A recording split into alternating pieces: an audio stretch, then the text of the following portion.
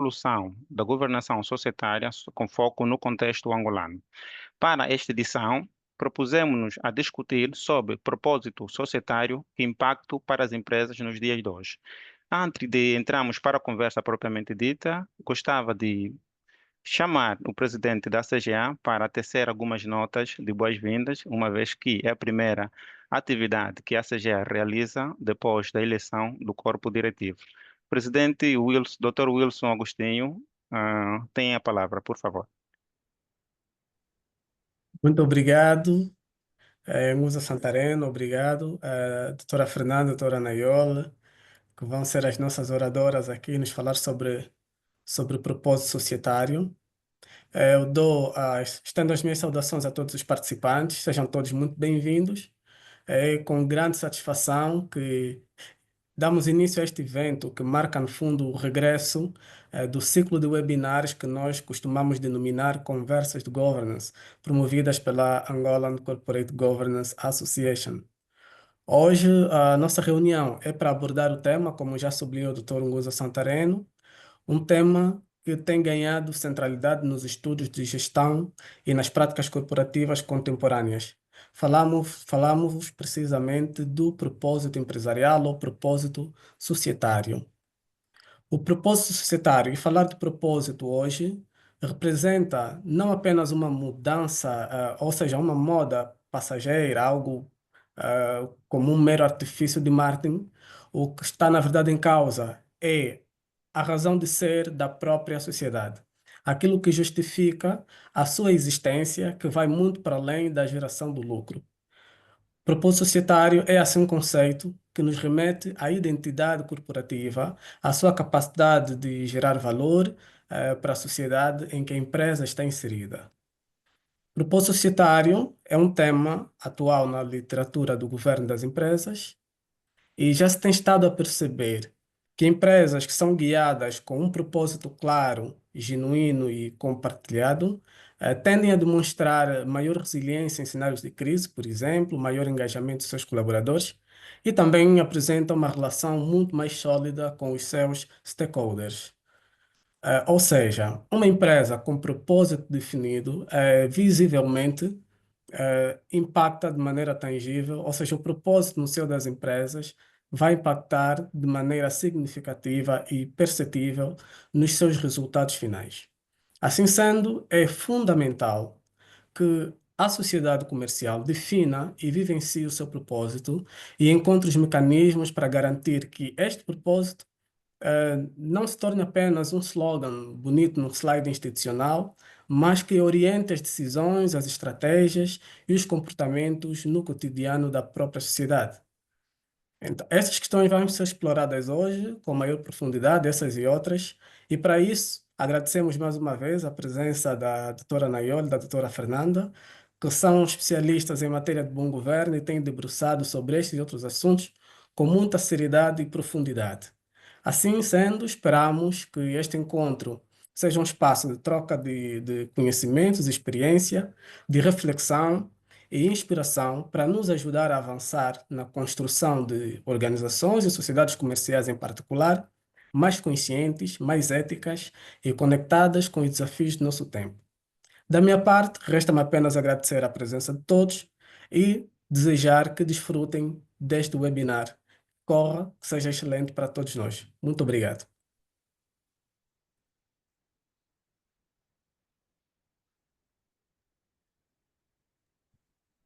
Muito bem, Dr. Wilson Agostinho, ele que é o presidente da Associação Angolana de Corporate Governance.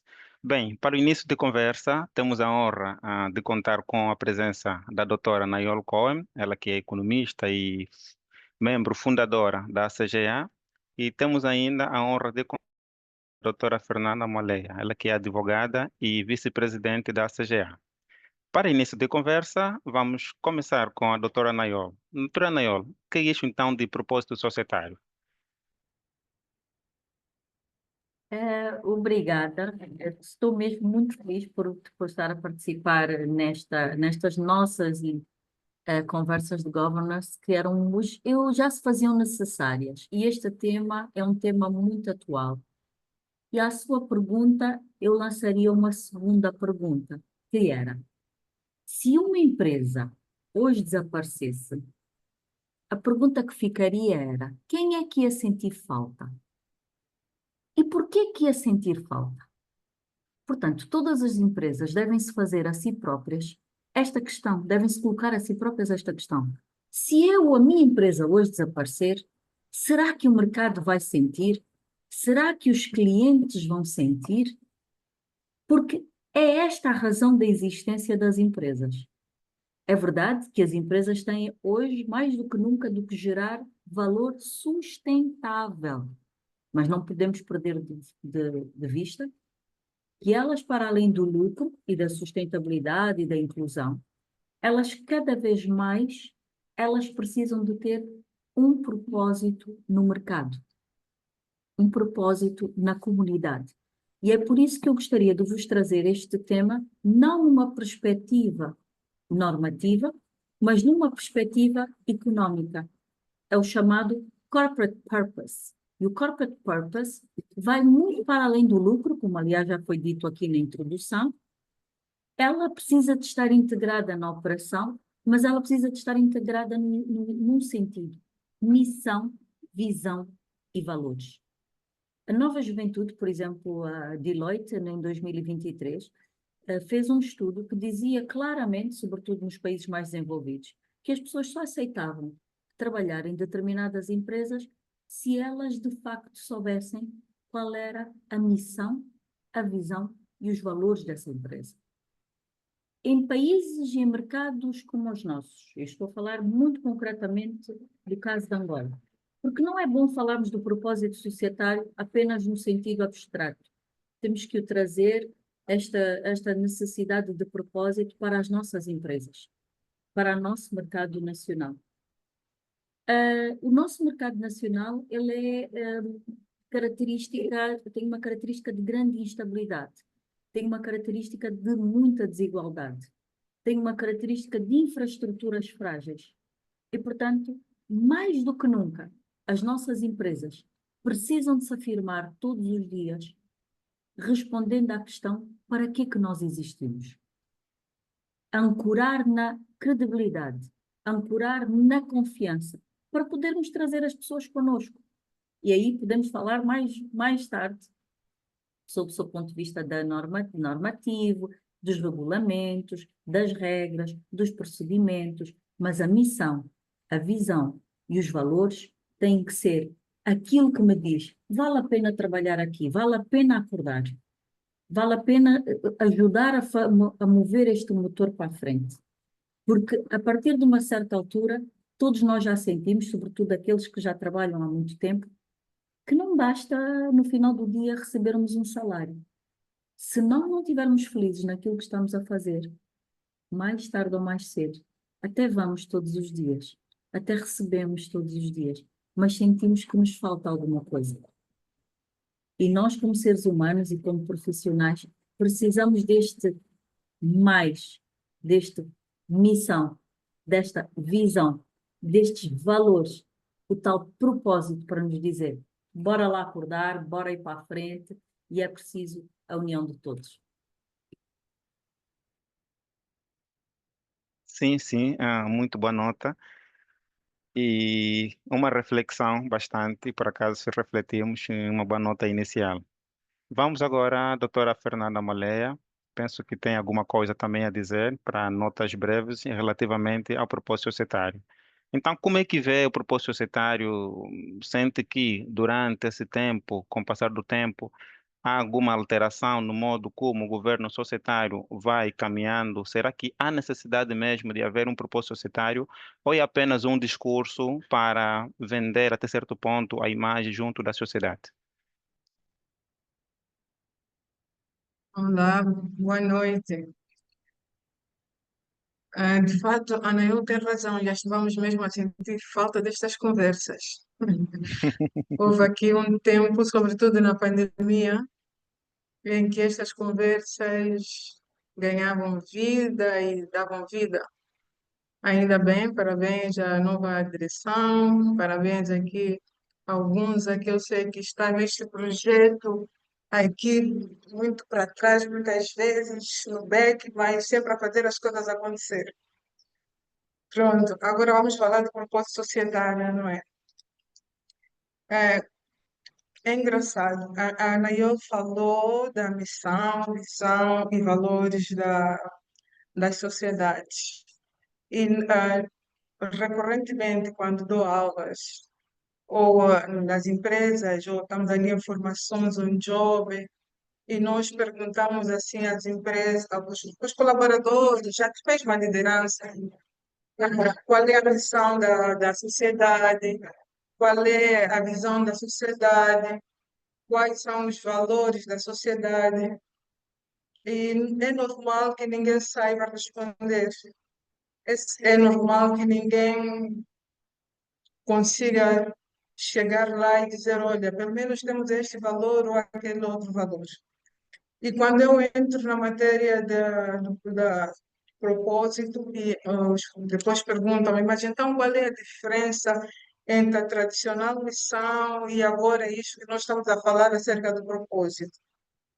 Bom, a resposta, se calhar, é um pouco mais fácil hoje em dia, na medida em que todos nós estamos familiarizados com os problemas que as sociedades comerciais foram então enfrentar e foram enfrentar. Falo dos escândalos financeiros que deixaram colaboradores e a comunidade em geral em situação econômica difícil. Falo das mudanças climáticas, falo das doenças mentais, que são causadas no local de trabalho. De uma forma ou de outra, qualquer um de nós já esteve confrontado com alguns desses problemas e começamos a perguntar-nos a nós mesmos qual é o contributo que a sociedade comercial, que a empresa dá à comunidade.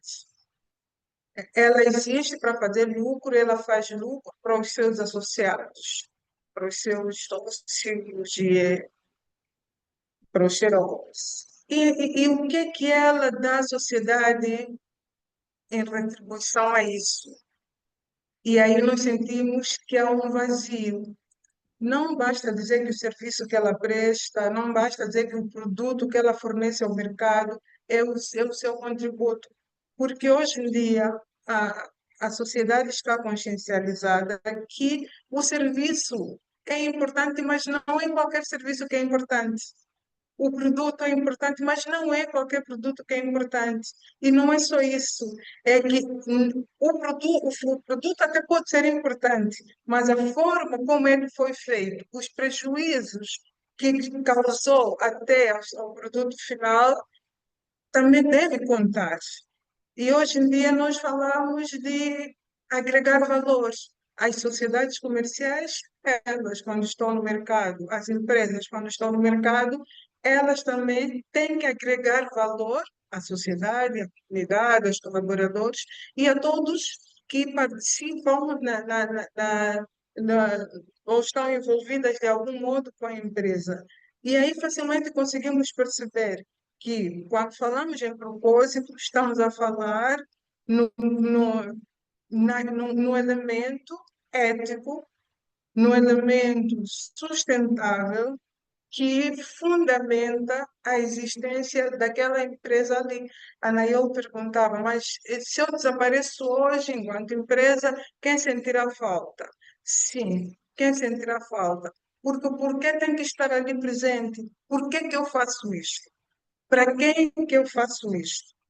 E o propósito vem, de fato, abrir essa cortina e cada empresa começar a fazer essa introspeção, a liderança a fazer essa introspeção, para, de fato, dizer, olha, a sociedade eu retribuo desta forma, eu contribuo desta forma, porque os consumidores estão conscientes, os investidores estão conscientes, os reguladores estão conscientes, estamos todos conscientes e fazemos escolhas conscientes. E uma dessas escolhas conscientes é optar por um produto que tem um valor agregado nele, que ele não vale só pelo consumo, ele vale pelos vários fatores agregados a ele. O meio ambiente, a comunidade mais educada, os colaboradores mais felizes. Há um estudo que mostra que apenas 15% dos trabalhadores mantêm-se no local de trabalho apenas pelo salário. Esse estudo foi feito no ano passado, quer dizer que 85% dos trabalhadores já procuram um trabalho que signifique mais do que receber um salário. Que no final do dia a satisfação de ter contribuído para algo duradouro, para algo que vai permanecer a favor de alguém, de alguma comunidade, para além dele, acaba sendo uma das maiores recompensas.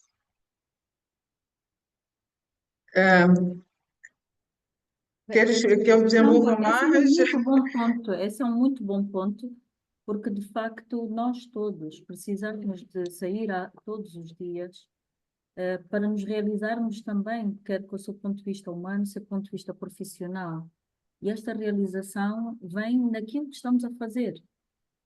E as empresas cada vez mais têm essa responsabilidade de apresentarem objetivos muito claros aos seus trabalhadores para que eles possam se envolver, a tal inclusão, a tal organização, portanto, a identidade cultural da empresa tem que, de facto, verter aquilo que são as suas missões e objetivos para dizermos, eu vou vestir esta camisola. E cada vez mais, portanto, não me surpreende essa estatística de que apenas 15% está nas empresas, portanto, só o salário é que importa. Não me surpreende rigorosamente nada, porque, de facto, há um desencanto.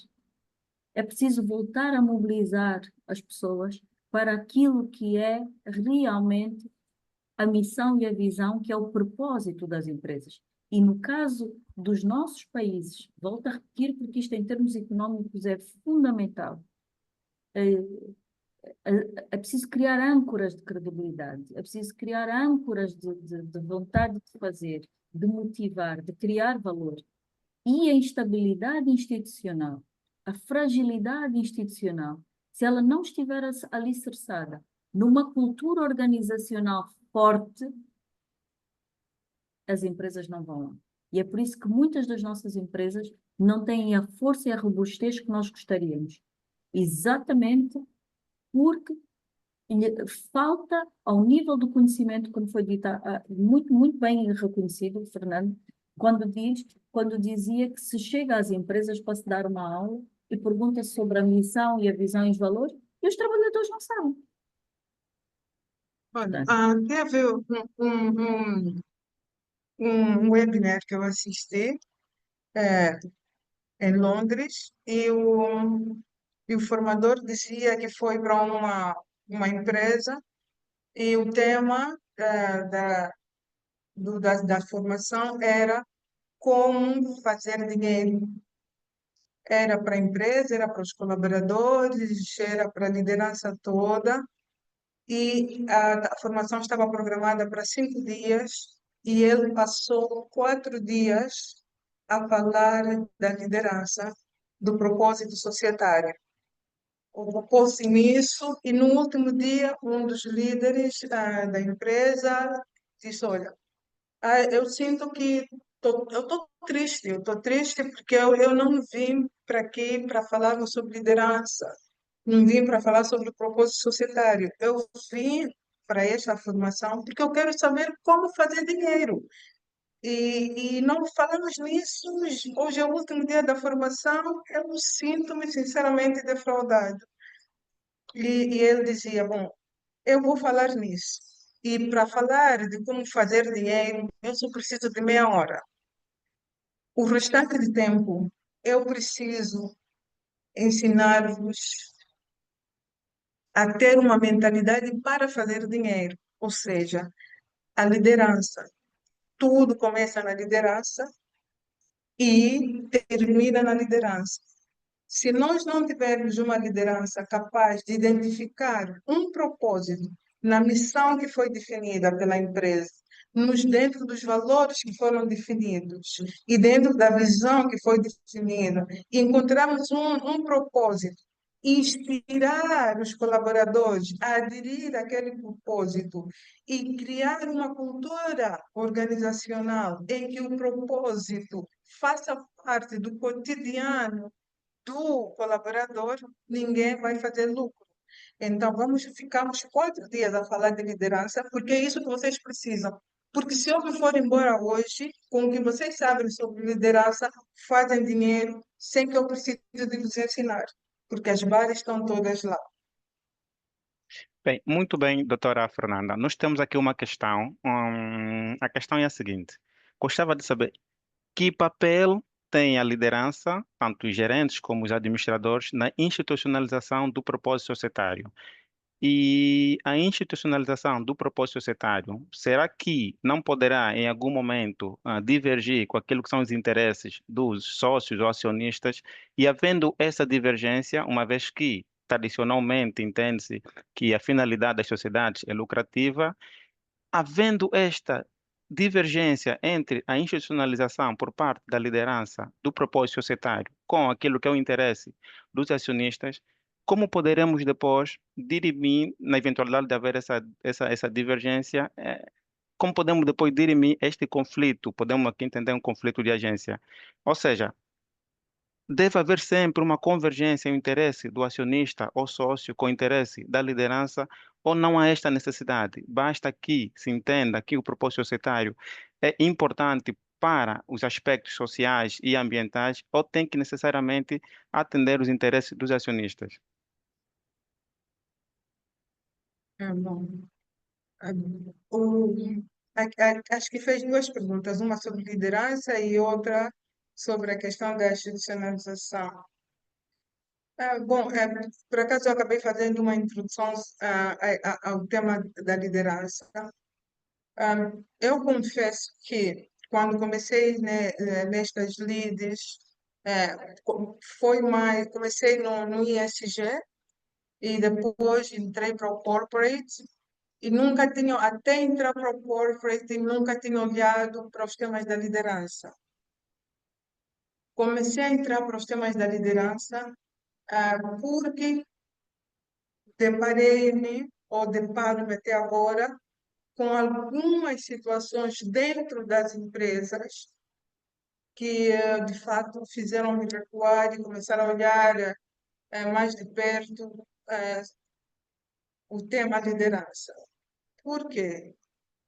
Porque tudo começa na liderança. A liderança é que vai dar o tom. O que é que vamos fazer, como é que vamos fazer, e vai garantir que esse tom mantém-se ao longo de todo o projeto. A ideia de que vamos cumprir com regras, vamos criar regulamentos, vamos criar um gabinete e está tudo bem, já cumprimos as regras, é uma mera utopia, porque dali não vai acontecer nada. Só vão acontecer as coisas no momento em que o propósito for vivenciado. E ele só é vivenciado quando ele penetra na cultura organizacional. E nada penetra na cultura, pelo menos,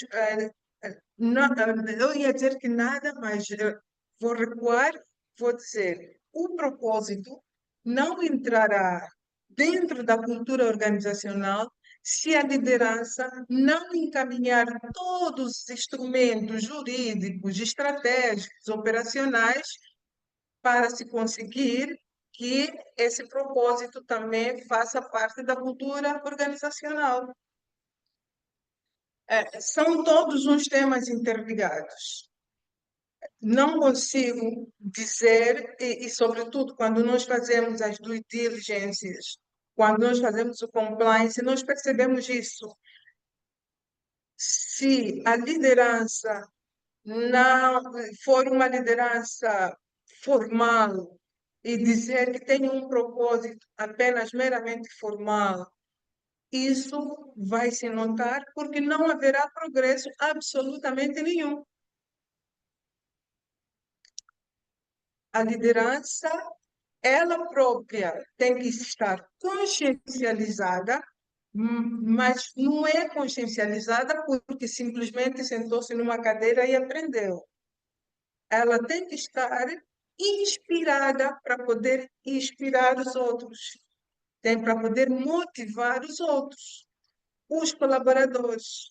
Há de haver sempre resistência, mas se tivermos uma liderança comprometida, verdadeiramente comprometida, no sentido de que ela está disposta a alcançar o seu propósito, aí sim vamos ter algum resultado.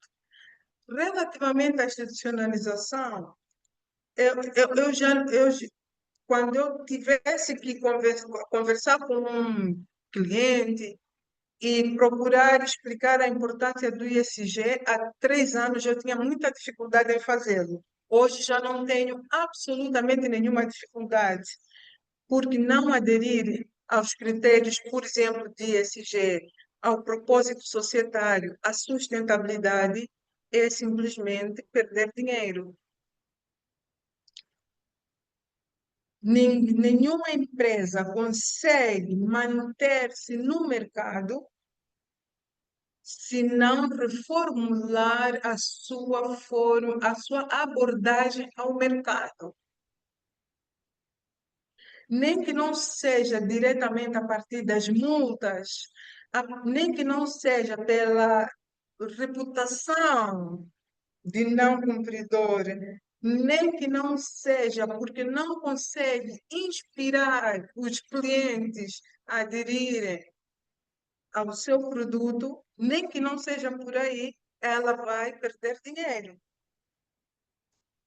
Isso, hoje em dia, nota uma coisa, no ano 2023, 2023 e 2024, os 3 maiores riscos eram riscos ESG. Se a liderança não percebe isso, não percebe o que esta estatística diz, não tem como manter-se no mercado. Se os 3 maiores riscos nos últimos 3 anos, no top de 5, eu falo 3, porque no ano passado houve entre os 5, houve um que não era ESG. Mas no ano de 2022, 2023, os cinco maiores riscos eram riscos ESG, maioritariamente climáticos, mas era. Porque Sim, eu gostaria talvez de ajudar aqui a complementar, porque aqui no chat tem havido algumas questões que querem, no fundo, querem que a gente seja um pouco mais prático, que a gente vá um pouco mais terra a terra e se calhar ajudar aqui num elemento. Vamos ainda voltar à liderança. Não há nada como liderar com o exemplo. O exemplo é a melhor forma de liderança. Vamos dar um exemplo muito concreto das nossas empresas. Pontualidade. Quantas vezes nós, os líderes ou a empresa, têm uma política de pontualidade, tem uma política de assiduidade, mas que na realidade os líderes não são os primeiros a cumprir, em que as reuniões não começam a horas, em que os encontros não começam a horas, e, portanto, na realidade, não se mostra através do exemplo, e estou a falar de algo tão simples como a pontualidade, e não se lidera por esse facto através do exemplo. E isto começa a ser a cultura organizacional. Por que eu digo isto? Porque o propósito precisa de ser comunicado de uma forma clara, de uma forma objetiva. Ela não pode ser comunicada de uma forma ambígua, do género, vamos melhorar as nossas condições, vamos melhorar os problemas que temos de absentismo. Não. Verdadeiramente, uma liderança com propósito tem que dar exemplo e tem que ter uma informação com metas. O que significa? A partir de amanhã temos uma tolerância de 15 minutos para quem chegar atrasado e que os nossos eventos comecem a ser não mais do que 15 minutos de atraso.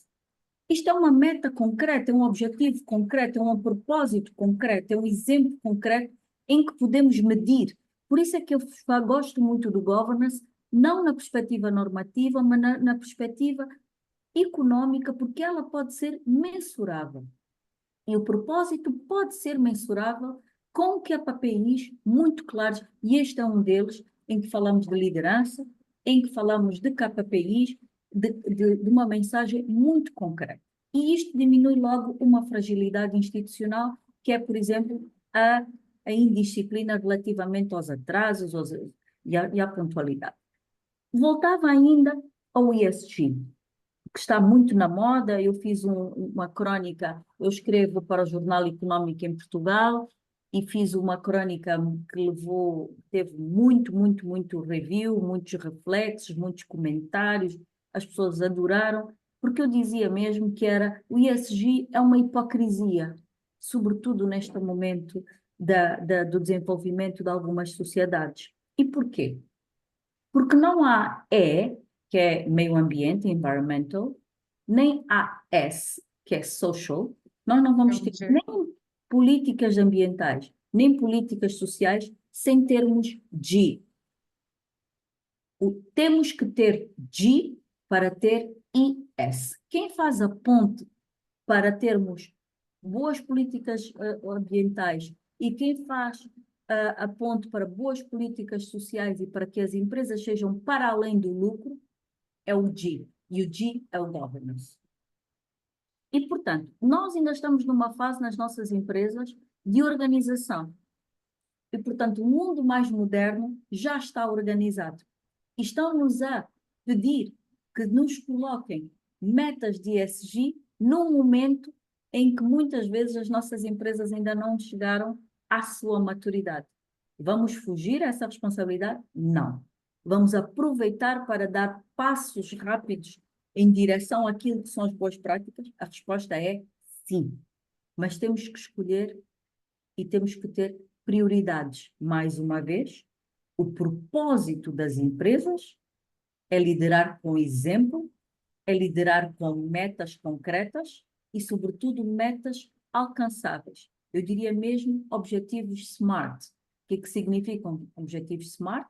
Objetivos que sejam específicos, que sejam atingíveis, que sejam mensurados no tempo e que sejam fazíveis. Portanto, nós precisamos, sim, de propósito, mas precisamos, antes de tudo, de ter regras e comunicação de regras muito claras.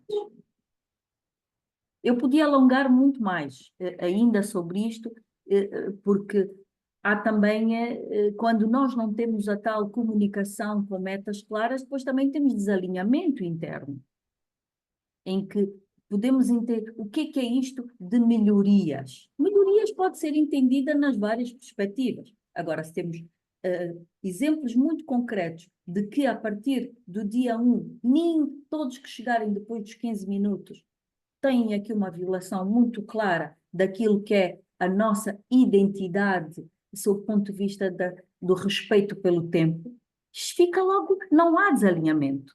Começa a haver clareza na forma daquilo que se quer. E neste momento parece-me que muitas empresas pecam por esta ausência de clareza daquilo que são os objetivos. Eu estou a trazer a pontualidade, mas podia trazer um objetivo ESG, como, por exemplo, mais digitalização, menos utilização de papel, e se calhar, ao longo da conversa, vou trazer outros conceitos. Sim, ao longo da explanação da doutora Nayol, falou-se sobre propósito, ESG e reputação empresarial, penso que também abordou sobre essa questão.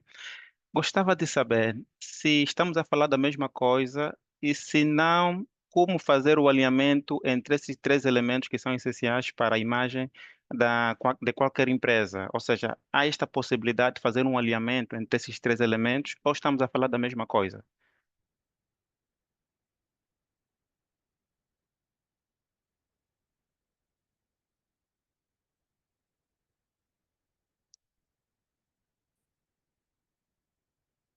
Conseguem ouvir?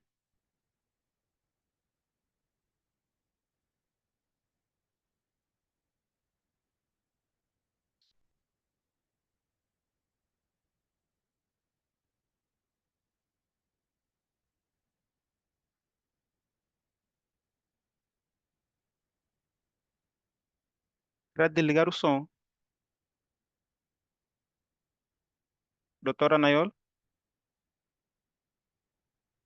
conseguem ouvir? Mas eu não consigo ouvir a doutora Nayol. Não sei o que é que se passa. Eu também. Ah, Agora doutora sim, Fernanda? porque tinha-me Ah, tirado, muito bem. tinha-me tirado a oportunidade de poder ser eu a gerir o som. Eu peço desculpa. Não, agora voltando novamente à sua pergunta. Com certeza, nós podemos, sem dúvida, unir estes três elementos. Aliás, o objetivo é sempre poder unir estes três elementos. Mas por que é que eu falo muito desta hipocrisia do ESG, da forma como está a ser apresentada, sobretudo aqui no Global South? O Norte a fazer esta pressão. Porque nós percebemos que é preciso uma caminhada na transformação da cultura das organizações. E está a existir um discurso que é politicamente correto, o que até chama-se purpose washing. O purpose washing, assim como o greenwashing, é dizer que somos verdes, dizermos que temos propósito, só para ficar bem na fotografia, quando na realidade e na prática as coisas não são assim. Vou dar um exemplo muito concreto neste momento. A Europa está em guerra por causa desta história triste da Ucrânia e da Rússia, e, portanto, uma parte muito importante dos seus orçamentos estão a ir para a guerra ou estão a ir para o armamento. Nenhum armamento é para criar valor social, nenhum armamento é para melhorar o meio ambiente.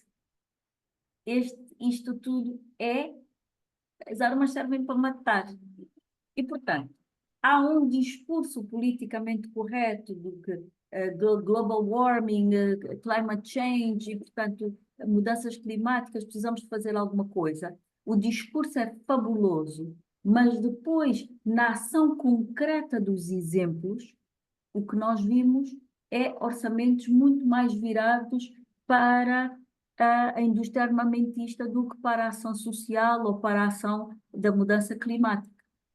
E isto não é só um caso da Europa, é um caso também dos Estados Unidos e é um caso também da África. A África também tem muitos problemas sociais, tem muitos problemas de mudança climática. A Angola é um caso paradigmático de como temos algumas crises já de climática, mas a verdade é que nós precisamos que, quer do ponto de vista mais institucional, se do ponto de vista das organizações, tenhamos programas muito claros, cada um ao seu nível, do que é que pode fazer. E isto sim, não estamos a fazer um purpose washing, estamos a fazer uma verdadeira organização e estamos cada um de nós a ser agentes de governance no sentido de criar propósito de criação de valor. Não sei se Mu- está satisfeito com a resposta. Não, muito bem, muito bem. Nós temos algumas questões no chat. Ah, a doutora, deixa eu confirmar aqui. Doutor José Alberto dos Santos questiona qual é a influência do trabalhador na determinação do propósito da empresa. É uma questão que está no ar, tanto a doutora Nayol como a doutora Fernanda poderão responder. Sim. Bom, eu estava aqui a levantar porque eu estava aqui há tempo já a tentar a acionar o meu sonho e não conseguia, mas Sim. finalmente já consegui, obrigada. Bom, eu, por acaso, até queria acrescentar o que a Nayol estava a dizer. E pronto, eu acho que é impossível não concordar com o que a Nayol disse. Acho que uma visão um pouco mais profunda, te- temos que concordar, é mesmo isso. Mas a minha experiência também diz-me que muitas empresas estão a organizar-se por causa dos critérios ESG. Quando nós vemos, por exemplo, a diretiva de 2022 da União Europeia, a CSRD, que tem por objetivo responsabilizar as empresas sobre matérias de sustentabilidade, e a diretiva do ano passado, a CSDDD, elas estão a fazer com que as empresas a nível do mundo comecem a organizar-se com receio de que quando a diretiva começar a ter enforcement, elas percam um investimento que vem destes países. Alguns clientes meus, depois de conhecer, sobretudo, a CSDDD, a diretiva que está muito focada na due diligence e nas questões sociais dos trabalhadores, trabalho escravo, trabalho menor, desigualdade do gênero, aliado com a resolução também da ONU, elas começaram a melhorar as condições de trabalho das mulheres, por causa da inclusão, começaram a procurar incluir algumas minorias, e quer queira, quer não, vamos assistindo a algum progresso com base nestes critérios de ESG. E se me perguntarem se havia outra forma, eu creio que não. Hoje acho que em uníssono todos dizemos que sem o governance, o I não existe, o S não existe. Não tem como. Porque, como eu disse, a liderança é um número um e a liderança reflete-se no G. E é com a estruturação da sociedade, com as regras da sociedade, que nós começamos a pensar em ir para além. Mas, mas temos que ter aqui em atenção também um pequeno aspecto. Os critérios ESG não foram pensados e acho que não tem como ser pensados para serem aplicados todos ao mesmo momento. Não há investimento para tanto. E isto é para a empresa ir evoluindo. Mas eu gosto muito da abordagem na área, por exemplo, do clima, que diz que se não consegue fazer melhorias, então pelo menos pare de danificar. E eu já vou vendo estas abordagens de empresas preocupadas não em imprimir mudanças, mas ir reduzindo o dano que vão causando. E reflete-se muito, pelo menos no interior dos países, Angola, Moçambique, nós conseguimos perceber que algumas condições dos trabalhadores de empresas multinacionais começam a ser melhoradas por força do ESG. Esta é uma abordagem assim, muito simplista, que é para conseguirmos ver que, apesar de hoje dizermos que há muito greenwashing, social washing, purpose washing, e há, que está a tentar ser resolvido pelos relatórios, ainda não conseguimos padronizá-los, e vai ser muito difícil padronizá-los. Há uma tendência de padronização dos relatórios de sustentabilidade com métricas para que, de fato, todos nós consigamos ler e consigamos tirar o mesmo entendimento da informação que está a ser reportada, mas é um caminho que ainda demora, está a ser feito e pronto. Eu creio que o dia que se conseguir apurar e aprovar, e ter padrões para reportar, métricas para reportar, aí talvez vamos conseguir reduzir o purple washing, greenwashing e todos esses washing. Muito bem. Mas Sim, doutora, temos algumas questões. Fiz uma questão inicial, penso que tanto a doutora Fernanda como sim, a doutora Nayol acabaram por não responder. Penso que poderei voltar a questionar. era A a pergunta é. institucionalização. Não, não. Uma pergunta é do doutor, deixa eu confirmar, José Alberto dos Santos. É uma pergunta que está no chat. Ele questiona qual a influência do trabalhador na determinação do propósito da empresa. Não sei se já responderam ou ainda não. Sim. Não respondi. Eu também já não me recordo ter me debruçado sobre o tema. Bom, ah, uma coisa que a doutora Nayol disse acerca do propósito, que se calhar eu vou tentar começar por aí. A doutora Nayol disse que o propósito ele tem que ser simples, alcançável. Ah, como é que um propósito pode ser alcançado? O propósito só é alcançável quando ele faça parte da cultura empresarial, da cultura da organização. E como é que nós conseguimos que este propósito faça parte da cultura?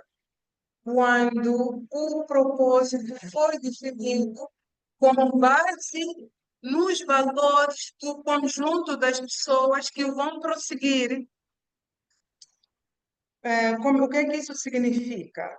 Significa que a liderança tem de fazer este trabalho de conhecer os seus próprios valores, conhecer os valores predominantes dos trabalhadores, efetivamente, os colaboradores da comunidade, que onde este propósito vai ser prosseguido, para aí encontrar um propósito que tenha ressonância naquelas pessoas que têm a missão de prosseguir. Eu podia ajudar aqui um pouco nesta questão relativamente da inclusão. As empresas todas elas como são conhecidas, quando estão organizadas, elas têm a sua missão, a sua visão e os seus valores. Mas depois também têm a sua identidade, o que é a cultura organizacional. É no processo da cultura organizacional que nós podemos então encontrar uma cultura organizacional de inclusão, e aí os trabalhadores encontram-se fóruns de inclusão em que podem trazer as suas ideias, e temos culturas organizacionais de grande distanciamento entre aquilo que são, eu já não chamo lideranças, chefias, porque os chefes é que são distantes, os líderes são próximos, e então temos uma cultura em que a chefia está distante, senta-se numa cadeira diferente, longe, em que não há um diálogo de proximidade. E, portanto, tanto existir ou não existir inclusão dos trabalhadores, quando eu digo dos trabalhadores, inclusão como um todo na gestão, está muito ligada àquilo que é a cultura da organização que está a ser criada e que está a ser trabalhada. É verdade que o governance também pode ajudar a influenciar isto. Vou dar um exemplo muito concreto, nada como dar exemplos reais. A Alemanha, assim como os países escandinavos, têm um governance em que o seu board tem sempre participação dos trabalhadores. Portanto, ao CEO, aos administradores executivos, aos administradores não executivos, e há sempre um representante dos trabalhadores. Portanto, os trabalhadores, direta ou indiretamente, têm uma palavra a dizer a cada momento. Por isso é que vocês sentem que nestes países há poucas greves. Nestes países há poucos conflitos laborais. Porquê? Exatamente porque o governance que existe nestas empresas permite esta participação dos trabalhadores e, com certeza, há discussões de loucos, mas há também soluções que são encontradas em conjunto. Portanto, a tal inclusão na gestão e no propósito. Mas estes são os únicos exemplos que eu conheço. Porque, por exemplo, os Estados Unidos, que é um país muito rápido e muito ágil naquilo que é no seu corporate governance, não tem esta possibilidade. Portanto, é uma possibilidade de quem tem o dinheiro, tem um objetivo. Tem que ter a transparência de mostrar o seu propósito. Isto sim, quem é escolhido para CEO, o board que é escolhido, a primeira coisa que tem que fazer é: o meu propósito, o meu objetivo é este, a minha missão, a minha visão, os meus valores são estes. Quem vem comigo e quem não vem. E, aliás, nós estamos a perceber isto perfeitamente cada vez que há um governo americano. Eles claramente definem o seu propósito, quem eu sou, o que é que eu quero fazer e que objetivo. E as pessoas aderem ou não. Portanto, é uma outra forma de governo. E depois temos nós, usamos mais o modelo de governo de duas linhas, portanto, o tal chamado governance clássico, que também temos os não executivos e temos os executivos, e, sobretudo, começamos em Angola, ainda não é uma grande prática, e eu digo que não é uma grande prática porquê? Porque eu, quando fui administrador independente em 2017, era a primeira pessoa a ser administrador independente. E toda a gente questionava-se nos jornais: o que é isto de ser independente? É independente de quê? Porque está no board. E, portanto, como é que é preciso que os nossos boards também comecem a ter cada vez mais figuras independentes para essas figuras poderem trazer outras vozes de inclusão? Portanto, podemos fazer isto? Podemos incluir os trabalhadores, para ser a resposta mais direta? Sim. Mas depende, da cultura organizacional que se estiver a criar, e dois, se o governance que existe, o corporate governance existente, pode ajudar mais ou menos. Espero ter conseguido responder à pergunta. Se não, por favor, eu penso que...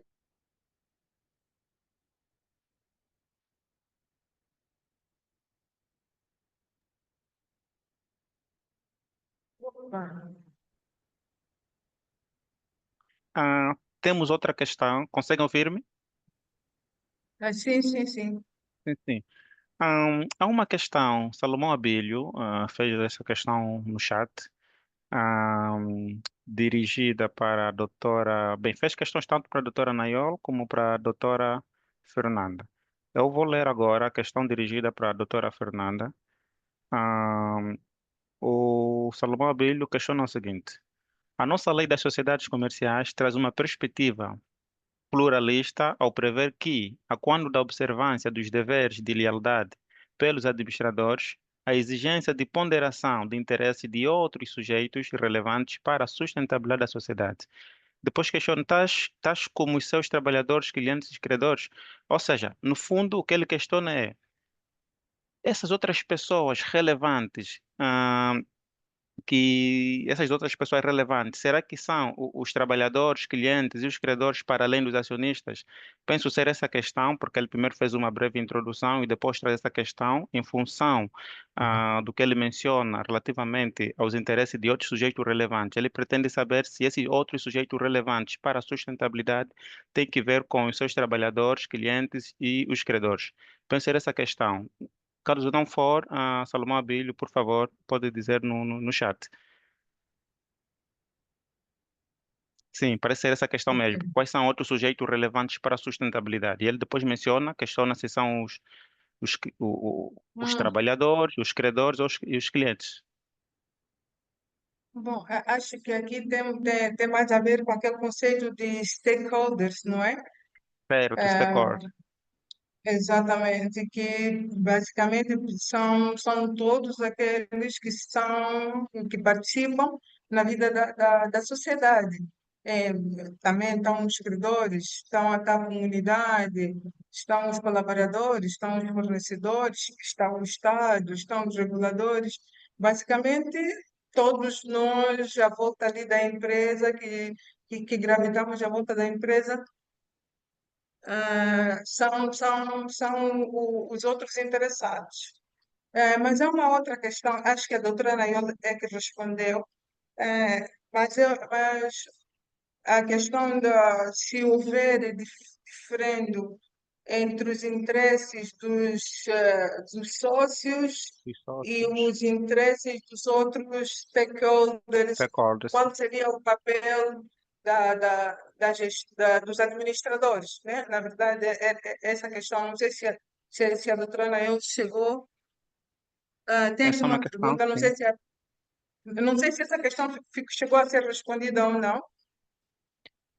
Não, Pensamos que sim, a doutora Nayol teceu algumas acho que acabou considerações em relação a respondendo. isso. Sim, sim, Ok, penso que acabou de responder. pronto. Pronto. Havia mais alguma questão para mim? Sim, a outra questão, bem, essa questão é geral, não direciono. Temos no chat permita-me, olha, deixa eu ver, temos aqui o chat, temos muitas questões, mas enquanto procuro pelo chat, vamos aqui fazer. Tem aqui uma questão, eu vou formular a seguinte questão. Temos algumas empresas que têm estado, nos últimos anos, a aderir ao Pacto Global das Nações Unidas. E esta adesão das empresas angolanas, será que manifesta, ou seja, vem trazer a ideia de que há algum interesse por parte das empresas angolanas em aderir a este pacto ou a apostarem naquilo que tem a ver com o ESG? Será que é mesmo de facto o interesse dessas empresas em promover as práticas de sustentabilidade ou é simplesmente uma moda também em função das correspondências? Claramente, nós temos muitos bancos em Angola que têm correspondência com os bancos europeus e sabemos que a legislação a nível da União Europeia já é mais rígida relativamente a esta questão de sustentabilidade. As empresas, muitas delas, são obrigadas a reportarem as práticas de ESG. Será que, em função desta relação que muitas empresas angolanas têm com as empresas europeias sentem-se na necessidade de tanto aderir ao Pacto Global das Nações Unidas e implementarem na sua estratégia e as práticas de ESG? E como questiona alguém, será que isto de facto vai mesmo melhorar aquilo que tem que ver com os reportes ou simplesmente é uma moda e em função daquilo que se vai falando, vai se discutindo, as empresas entendem que não, vou aderindo ao Pacto das Nações Unidas, vou reportando até certo ponto alguns relatórios, isso para aquilo que é o público está tudo bem. Ou de facto é mesmo uma iniciativa efetiva e que as empresas angolanas estão comprometidas com aquilo que são as práticas de sustentabilidade. Se me permitirem, eu ia um pouquinho mais atrás, não vou fugir à sua questão, estejam descansados, não vou fugir. Eu só queria voltar atrás para criar aqui um chapéu conceptual primário, que é a lei das sociedades comerciais. Eu sei que nesta audiência devem estar, na sua maioria, os meus amigos da tribo dos juristas. Meus caros amigos, a economia precisa de uma nova lei das sociedades comerciais. O mundo já mudou e, portanto, é preciso que ela seja refrescada e melhorada. E porquê? Para ser adequada à teoria da firma. Já foi dito aqui muitas vezes. A teoria da firma, que é daí que surge a teoria de corporate governance, começou de que eu sou o dono, eu é que mando, eu é que digo. Depois evoluiu para as governances e das duas linhas do governo, com administradores executivos, não executivos, independentes, etc. Mas a teoria da firma, hoje, num momento e num mercado tão mais contemporâneo, que é o mercado digital, em que, de facto, as fronteiras começam a ser batidas entre aquilo que é empresa e o utilizador. Portanto, nós já somos uma simbiose. Eh, No mercado, na Amazon, na Google. E a Google vive de nós e nós vivemos delas. Portanto, o ChatGPT alimenta-se daquilo que nós lhes damos. Portanto, hoje são os novos modelos em que as fronteiras já não são tão bem definidas. Nós precisamos também de novos enquadramentos da lei das sociedades comerciais. E, portanto, porquê? Porque a sustentabilidade, ela agora é uma sustentabilidade que passa por métricas, claro, assentes no meio ambiente e no social, mas esse social e esse ambiente tem normas. Eu vou dar, por exemplo, duas normas muito conhecidas. A ISO 26000, que é a ISO da responsabilidade social. Ela já existe há muitos anos. Não foi preciso o Pacto Global das Nações Unidas, nem os indicadores do desenvolvimento sustentável, os SDGs. É já uma ISO que existe, como existe também a ISO 50001, que é da energia, a gestão da energia. Lembrei-me destas, como a 19006, como é do compliance.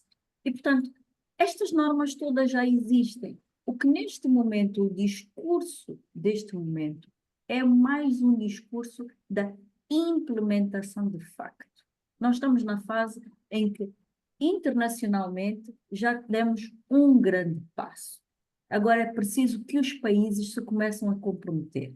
Angola é signatária do Pacto Global das Nações Unidas. Por quê? Porque o Pacto Global das Nações Unidas, ela baseia-se nos princípios dos direitos humanos, do trabalho, do direito ao trabalho, de conservação do meio ambiente e das práticas de anticorrupção.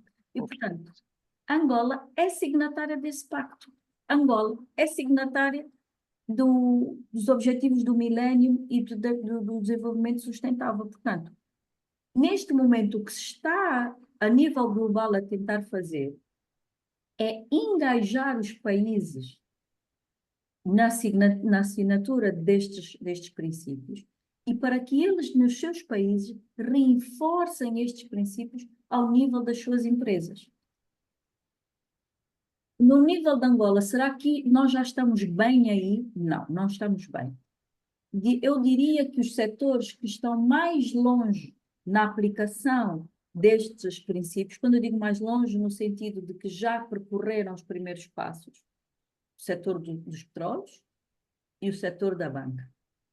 Estes setores, de facto, já começaram a dar passos muito grandes relativamente à aplicação destas normas, destes princípios, quer do Pacto Global, quer do ESG, porque começam já a ter relatórios que são auditáveis.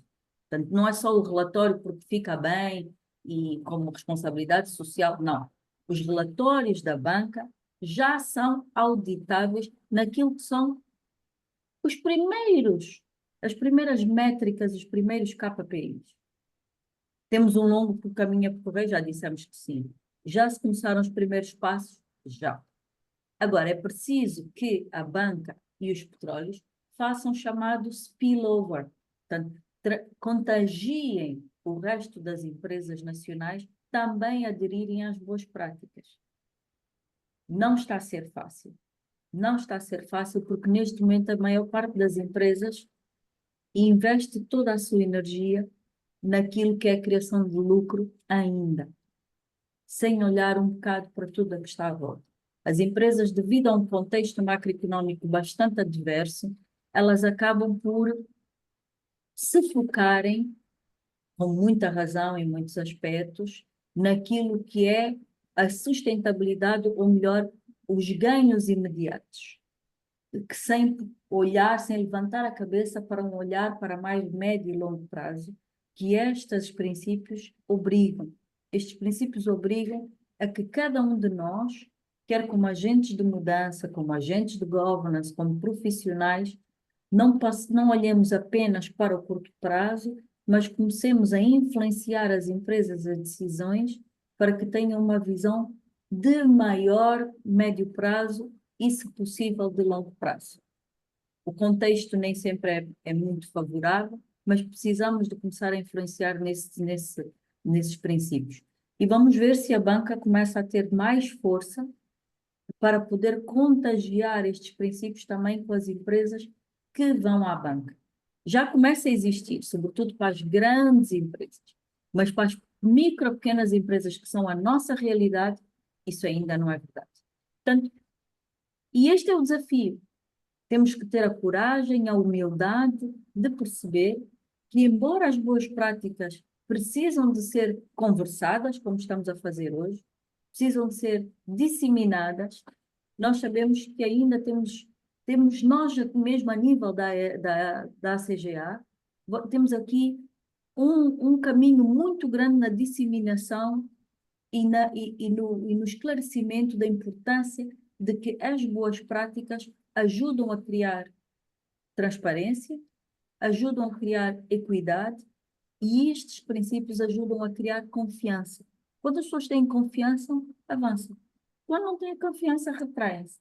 Portanto, é preciso as pessoas ganharem confiança de como é que estes princípios e como esta gestão de visão mais de médio e longo prazo pode ser muito mais benéfica do que o olhar no ganho imediato. Parece muito bom hoje, mas depois não cria sustentabilidade para amanhã. Eu não sei se Muito, respondi à pergunta que estava aqui, que me foi dirigida. muito bem, doutora Mayol. Temos outra questão, a questão do doutor Luiz Dambi, no chat. A questão é dirigida à doutora Fernanda. Doutor Luiz Dambi faz a seguinte questão. Em que medida as empresas públicas angolanas apresentam um alinhamento entre o ESG e o seu propósito societário, marcadamente voltado para a satisfação do interesse público e não da maximização do lucro? Doutora Fernanda? Sim, sim, sim, sim, sim. Bom, ah, na- falar nestes temas para as empresas privadas, para as multinacionais, já é muito difícil. Já é muito difícil. Quando tentamos passar estes temas para as empresas públicas, torna-se ainda mais difícil.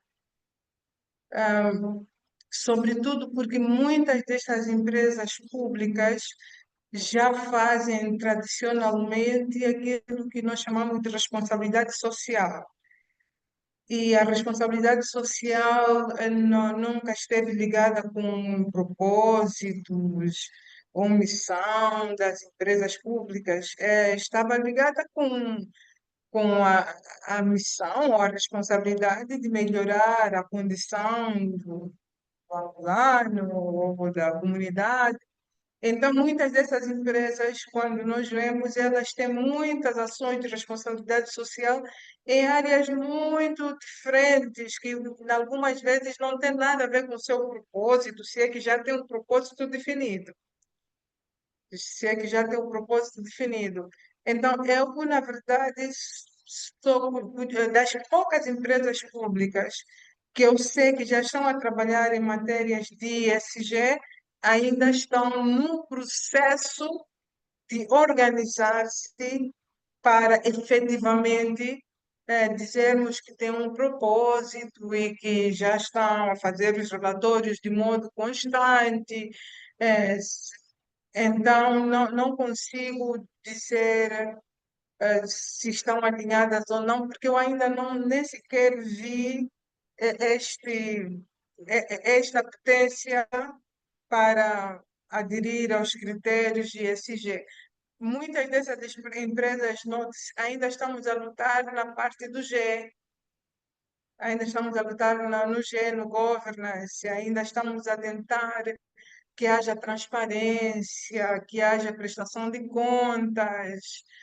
Então, pronto, acho que ainda estamos aqui numa fase muito embrionária para, de fato, termos uma avaliação sobre isso. Bem, muito bem, doutora Fernanda. Doutor Luiz Bambi, não sei se a doutora Fernanda conseguiu responder a sua questão. e aguardamos então pelo sinal. Estamos quase nossa. Eu queria ainda dar uma chega aqui a esta nota. Porque eu tive o privilégio de ser convidada numa das apresentações uma vez por ano existem as apresentações dos resultados das empresas públicas e o IGAP teve a gentileza de me convidar para estar nessa apresentação e convidou-me a falar um pouco de governance para os boards das empresas públicas. Estava lá o senhor Ministro das Finanças, o senhor Ministro dos Transportes e da Energia, que são aqueles que têm mais empresas públicas sobre a sua alçada, e convidaram-me a falar sobre este tema, maximização do lucro versus ESG. É um tema que não é incompatível, é bom que a gente perceba isso. É verdade que nas empresas públicas, às vezes isto parece que está um pouco híbrido, mas não. As empresas públicas, mais do que nunca e mais do que todas, primeiro têm que ser rentáveis, porque é o nosso dinheiro que lá está, de contribuintes, e, portanto, eles têm mesmo que lutar para terem uma gestão transparente dentro dos princípios da boa governação, porque estão a gerir o nosso dinheiro, dos contribuintes. Portanto, lucro sim, e muito, por favor, porque é o meu dinheiro que está lá. E depois, porque quanto mais riqueza e valor criar a empresa, em melhores condições está para poder utilizar essa criação de valor, quer em benefício social, ou responsabilidade social, quer em melhorias ambientais. E, portanto, não há aqui nenhum conflito. Pelo contrário, nós temos sim é que continuar a pressionar é que elas cumpram com os princípios de gestão. Aliás, uma das frases que repeti muitas vezes é: gestão é gestão. Não importa se estamos numa empresa privada ou pública. Os princípios da boa gestão, uma boa contabilidade, umas boas finanças, processos claros, processos limpos de procurement, políticas internas claras, isto é absolutamente necessário, crucial.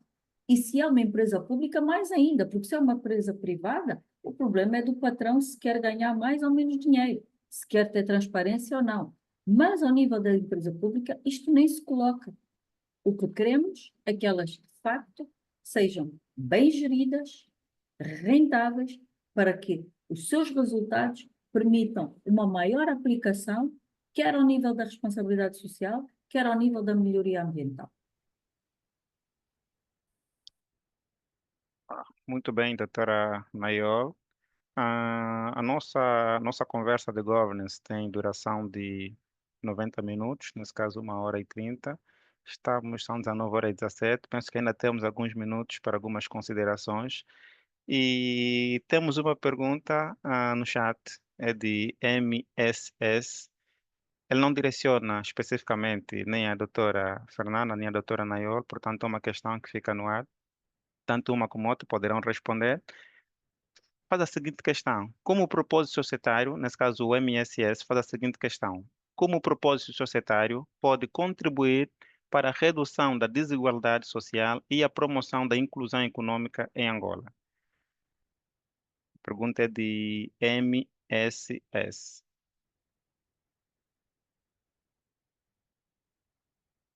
Consegue ouvir, doutora Nayor? Doutora Fernanda? Consigo sim, consigo Sim, sim. sim. Bom, esta é aquela pergunta que eu, de fato gostaria mesmo de ouvir, porque normalmente quando falamos com as empresas, o receio que as empresas apresentam é de que ah, elas devam usar muito do seu lucro para estas ações que são conhecidas de responsabilidade social. Ah, e eu E nós, acho, estamos a tentar mudar este paradigma, fazendo aqui uma fronteira entre o que, não, o que tem que entender de responsabilidade social e o que são os critérios de ESG. Eu acho que é muito importante traçarmos esta fronteira, para não voltarmos a cair mesmo sem responsabilização e sem responsabilidade. As empresas que fazem gestão, têm essa cultura de fazer responsabilidade social, olham para aquilo e como que ela de fato é, uma espécie de caridade, e põem os seus recursos para ajudar ah, as pessoas. Então, não há ali nenhuma responsabilidade no sentido de que o projeto tem que ser sustentável e não há responsabilização no sentido de que queremos prestação de contas. Quando nós falamos de critérios de ESG, é diferente. Aí há um compromisso que a própria a empresa faz com o seu propósito societário, e este compromisso é um compromisso que ele faz com todos os stakeholders, havendo por isso necessidade de ela reportar com métricas auditáveis e também a comunidade, os stakeholders, saberem com o que é que podem contar para elas próprias irem cobrar ou pedir responsabilidades sobre quem tinha essa missão de o fazer e não o fez. O que eu quero dizer com isso? A pergunta é como é que os critérios de ESG podem diminuir a desigualdade social. Se haver essa redução da desigualdade social, ou faz parte do propósito societário, ou vai resultar naturalmente das boas práticas. Porque se o meu propósito societário nada tem a ver com esta redução da desigualdade, eu apresentarei as métricas resultantes do meu propósito, do meu compromisso, e eu vou apresentar este relatório. Mas, por efeito das boas práticas, pode ser que essa desigualdade se vá diluindo. Olhem que temos aqui princípios como a inclusão, como a não discriminação em razão do gênero ou qualquer outra, a necessidade de valorização do colaborador, com formações, um ambiente de trabalho sadio e outras questões sociais na componente S ou na componente E, que é a melhoria do meio ambiente, redução através da redução do papel, ou seja, essa redução acredito eu que acabará por acontecer, mas não porque eu tenho este objetivo. Meu propósito societário é o outro, mas como resultado de toda esta dinâmica, que são os critérios ESG, poderá acontecer. E eu tento focar nisso, que é para as empresas não pensarem que os critérios ESG são mais um custo sobre o qual não terão retornos, como era com a responsabilidade social. Aqui estamos a falar de outros aspectos, outros critérios que vão ter outros reflexos. Não sei se eu consegui responder à pergunta. Se não, por favor. Prezado MSS, penso que a questão foi bem respondida, certo? Bem, conforme disse outra vez, estamos a nos aproximar do final da sessão. Entretanto, gostava de deixar aqui uma questão, já a título de reflexão mesmo final, para a doutora Nayol e a doutora Fernanda, no seguinte: que mensagem a deixar para os gestores das empresas que nos acompanham nesse momento no que diz respeito à implementação do propósito societário? Ou seja, o que de facto, quem ainda não implementa o propósito societário nas empresas que dirigem, que mensagem deixar a esses gestores na importância da implementação desta figura que é muito importante hoje no mundo do corporate governance?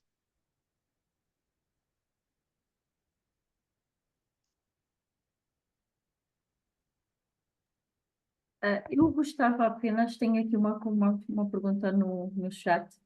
Gostava de só dar só uma pincelada muito rápida relativamente à desigualdade. Ah, Ah, ok. a desigualdade obriga a políticas públicas. Não vamos confundir alguns temas. O tema da desigualdade é um tema que obriga a políticas públicas de modo a criar uma sociedade mais equitativa. As empresas são o motor das economias e, portanto, se existirem políticas públicas que permitam as empresas prosperar e existirem mais empresas, com certeza elas são um motor para ajudarem a mitigar estes riscos de desigualdade. Quanto à transparência, prestação de contas, que é a pergunta que está aqui no chat, e que, de certa maneira, acaba por também estar virada para aquilo que a Fernanda disse muito bem sobre a responsabilidade social e o ESG. A responsabilidade social é de caráter voluntário. É uma questão de moral, de ética. As empresas estão numa comunidade e, sob o ponto de vista moral, ético, querem dar de volta à comunidade, à área em questão. O ESG não. O ESG é estratégico. Por isso é que o governance hoje é um governance estratégico, porque o ESG é estratégico. E, portanto, estamos a falar de visões de longo prazo, sustentabilidade, investimentos, etc. Portanto, existe uma análise de risco associada ao ESG. E, portanto, de facto, não vamos confundir as coisas, porque, embora elas sejam importantes para se complementarem, têm caminhos diferentes e as empresas também têm filosofias diferentes na aplicação, quer da responsabilidade social, quer deles. Agora, que mensagem eu daria a um líder? Exatamente esta que acabei de dar.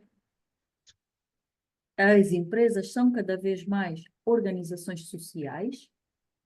Na teoria da firma, elas hoje não são apenas organizações ou entidades de lucro para os acionistas, elas também precisam de ser entidades de lucro para a comunidade, para todos os seus stakeholders. Elas têm que ser uma entidade de lucro para os fornecedores, para os trabalhadores, para os acionistas, para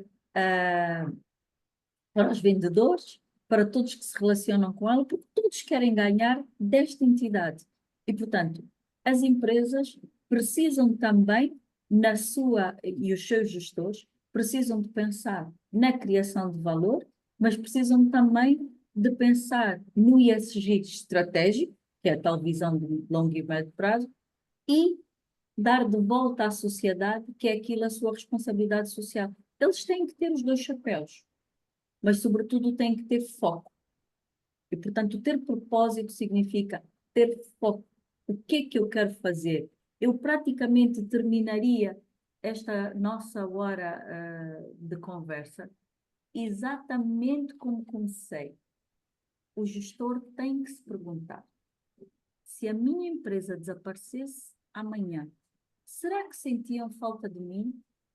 Será que a minha empresa faz falta? Será que eu faço falta no mercado? E se eu tiver todos os dias esta questão como questão inicial e uma questão que o acompanha diariamente, ele consegue perceber perfeitamente que precisa de criar missão, visão, valores, foco e, sobretudo, prioridades, porque nós não podemos fazer tudo. As empresas não vendem tudo, não fazem tudo, elas têm que ter um foco. E isto serve para as empresas, grandes e pequenas, e serve até para nós, como pessoas, como profissionais. Nós também temos que acordar todos os dias como profissionais e perguntarem-nos: será que nós fazemos falta? Será que estamos a ser úteis? Se sim, eu vou ser útil como? Fazendo tudo? Não. Focando naquilo que eu consigo fazer bem. E eu, mesmo que eu consiga fazer bem algumas coisas, eu tenho que ter prioridades naquilo que vou fazer. Portanto, esta seria a minha mensagem para os líderes, é para os gestores. É preciso focar, é preciso prioridades, e quando elas estão focadas, elas precisam ser corretamente comunicadas, porque nós também sozinhos não fazemos nada. Nós precisamos, nós para construir o que quer que seja, nós precisamos de ir juntos. E, portanto, eu para poder ir junto, eu preciso de comunicar o meu propósito, o meu objetivo com clareza, para que me possam ajudar nessa criação de valor. E era isto que eu diria. E muito obrigada por este convite. Muito boa nota dada e conseguimos refletir claramente. Doutora Fernanda, que mensagem então deixar aos gestores que nos acompanham nesse momento? Bom, acho que pronto, a mensagem se calhar é também para mim, enquanto pessoa, para todos nós, porque tudo tem que começar daí, não é? Tudo tem que começar daí. O propósito é o motor, é o gás de todos os dias, é o diretor. E creio eu que uma das maiores dificuldades que as empresas têm na definição do propósito é agregar valor ao seu propósito, porque todas as empresas, quando são criadas, elas têm um propósito, né? Nós pomos ali o objeto social, depois pomos na nossa missão, e o que é que falta? Falta agregar a ela um valor. E os valores, eles mudam. Mudam porque a sociedade também muda. Esta geração tem premissas diferentes da geração anterior e o propósito também vai mudar, consoante a empresa também vai mudando. Quando nós estamos diante de um propósito e nós escolhemos um propósito, agregamos a ele um valor, tudo, tudo tem que estar alinhado a este propósito.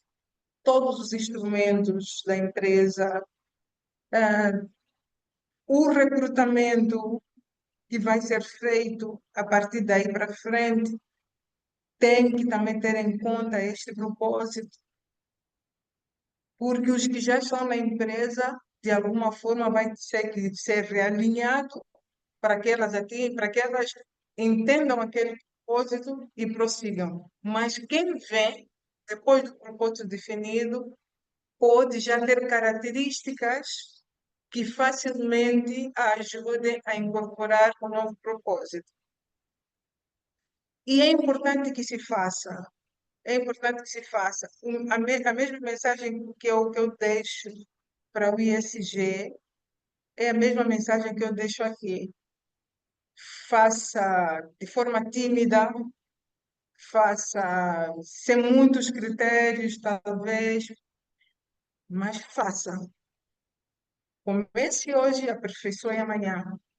O importante é mesmo começar. Da forma que for, comece. Porque tem de ser, o futuro é esse. Não existe uma outra forma da empresa continuar sustentável e perdurar se não assumir estes princípios e começar a trabalhar. Tem que começar. Hoje, comece. Bem, chegamos então ao final da nossa mais uma conversa de governance. Devemos claramente agradecer à doutora Nayol e à doutora Fernanda pelas contribuições ricas e atuais. Aprendeu-se muito, claramente. Devemos ainda também agradecer a todos que participaram nessa sessão e foi uma experiência claramente reveladora e aguardamos pela vossa presença na próxima edição de mais uma conversa de governance. E até breve.